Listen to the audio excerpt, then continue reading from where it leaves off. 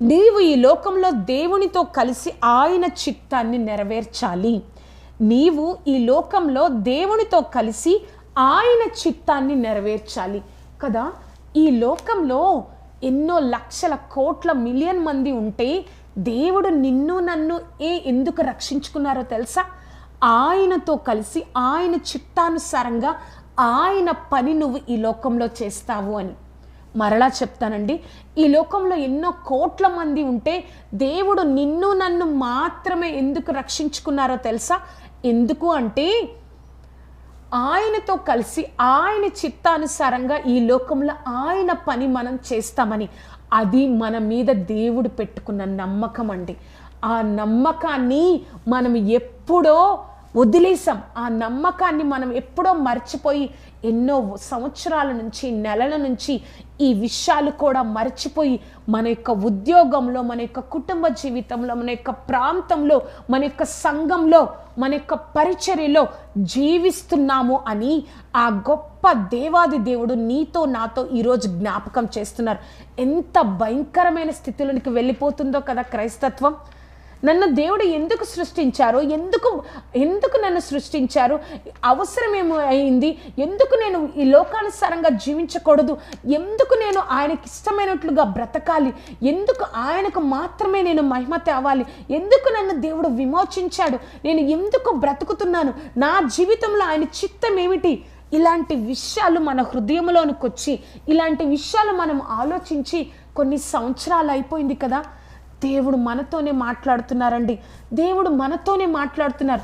ప్రభా, నువ్వు నన్ను విమోచించావు, నీ నిష్కలంకమైన నిర్దోషమైన గొర్రెపిల్ల రక్తాన్ని ఇచ్చి నన్ను విమోచించావయ్యా, నన్ను క్షమించు ప్రభా. ఎందుకో నేను తెలుసుకున్నాను, మరిచిపోయిన విషయాన్ని నువ్వు నాకు జ్ఞాపకం చేసావు.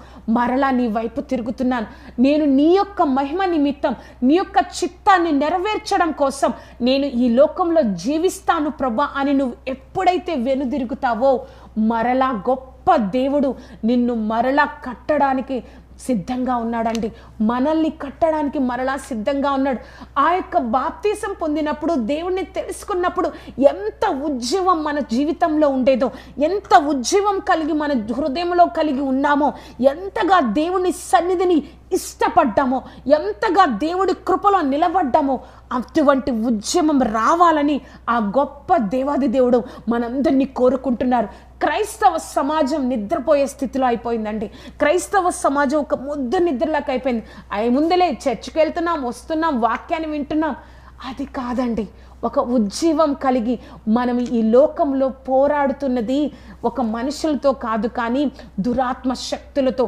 ఆ యొక్క దురాత్మ శక్తులు మన మీద అధికారం లేకుండా ఉండాలి అంటే మన యొక్క హృదయంలో ఒక ఉజ్జీవం ఉండాలి, మన యొక్క జీవితంలో ఒక ఉజ్జీవం ఉండాలి.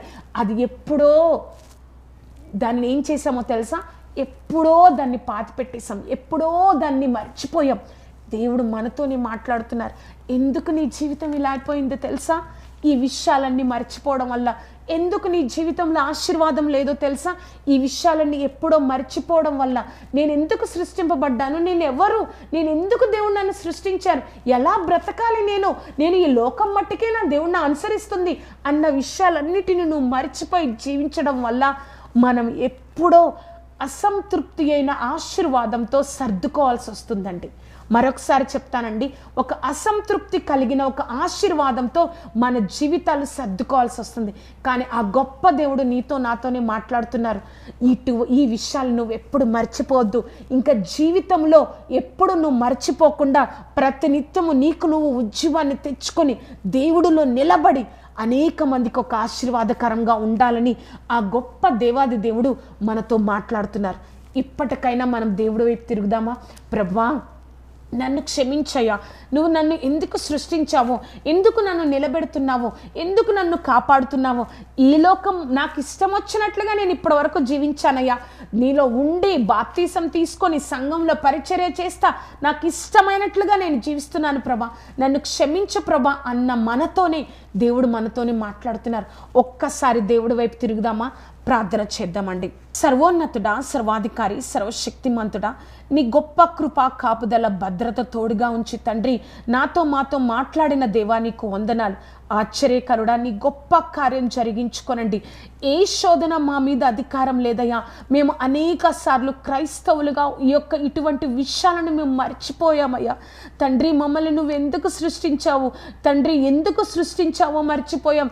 ఈ లోకం మట్టుకేలే జీవితం అన్నట్లుగా జీవిస్తున్నామయ్యా. ఆశ్చర్యకరుడా, పరిశుద్ధాత్మదేవ, మేము ఎవరో నీ బిడ్డలమన్న విషయం కూడా మేము మర్చిపోతున్నామయ్యా. ఈ లోకానుసారమైన జీవితం, ఇష్టానుసారమైన జీవితాలు మేము జీవిస్తున్నాం. సర్వశక్తిమంతుడా, మమ్మల్ని క్షమించండి.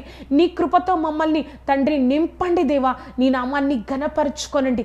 ఏ శోధన మా జీవితాల మీద, మా కుటుంబాల మీద అధికారం లేకుండా దినదినము ఉజ్జీవంతో తండ్రి నీ సన్నిధిలో, నీ పరిచర్యలో ప్రభా మమ్మల్ని ఒక ప్రణాళికబద్ధంగా నీ మహిమ నిమిత్తం, నీ చిత్తానుసారంగా ఈ లోకంలో ఉంచావన్న గ్రహింపును మా జీవితాల్లో కలిగించు దేవా.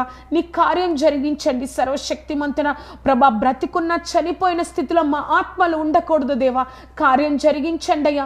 నీ కృపతో నింపండి అయ్యా. నీ నామ మహిమార్థము సహాయంను దయచేయండి. తోడేండి, నడిపించండి. నీ గొప్ప కార్యం జరిగించుకోనండి. ఉజ్జీవింప చేయదేవా.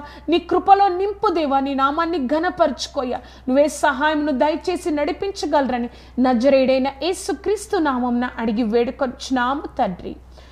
Amen, amen, amen, amen.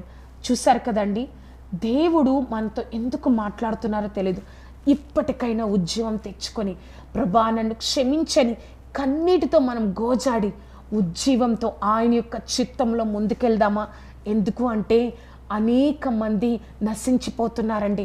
అనేక మంది ఆ దేవుణ్ణి తెలియకుండానే, దేవుణ్ణి తెలుసుకోకుండానే, దేవుని చిత్తాన్ని ఎరగకుండానే వారి జీవితం అంతమైపోతుంది. నువ్వు నేను సిగ్గు తెచ్చుకోవాల్సిన సమయం కాబట్టి ఉజ్జీవం తెచ్చుకొని ప్రభా దీనికోసం కదా ప్రభా నన్ను నిలబెట్టావని ఉజ్జీవం తెచ్చుకొని వారి కొరకు ప్రార్థించే, వారి కోసం దేవుడి సన్నిధిలో మొరపెట్టే బిడ్డగా మనం ఉండాలని దేవుడు కోరుకుంటున్నారు. అటువంటి ఉద్యమం మనందరిలో కలగాలని ఆయన ఆశపడుతూ ఉన్నారు. ఈ కార్యక్రమం మీకు ఆశీర్వాదకరంగా ఉన్నట్లయితే మీ యొక్క స్నేహితులకు, బంధువులకు ఈ యొక్క కార్యక్రమాన్ని పరిచయం చేయండి. అంతేకాకుండా ఈ యొక్క కార్యక్రమం గురించి, నా గురించి ప్రార్థన చేయండి. ఇటువంటి ప్రతిరోజు ఇటువంటి వాక్యాలు వినాలనుకుంటే యూట్యూబ్ ఛానల్ ద్వారా, దీప్తి ఫర్ జీసస్ అనే యూట్యూబ్ ఛానల్ ద్వారా మీరు ప్రతిరోజు ఇటువంటి వాక్యాలు వినొచ్చు.